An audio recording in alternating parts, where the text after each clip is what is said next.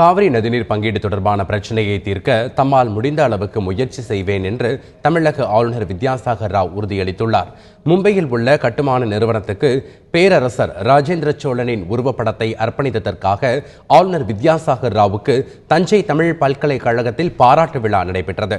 இதில் கலந்து கொண்ட அவர் முதலமைச்சர் ஜெயலலிதா எடுத்துரைத்த கருத்துக்களை டெல்லி கூட்டத்தில் தமிழகம் சார்பில் அறிக்கையாக வாசிக்கப்பட்டதாக தெரிவித்தார்.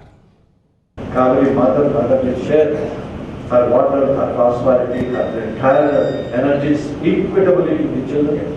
So definitely, I tried my level best to see. And I'm going to mention that our beloved Chief Minister, Jayalalitha ji, she also dictated for about more than half an hour about the entire speech to be delivered in the all-party meeting at Delhi with regard to the Kaveri dispute. I'll concentrate on this, whatever the best I can do.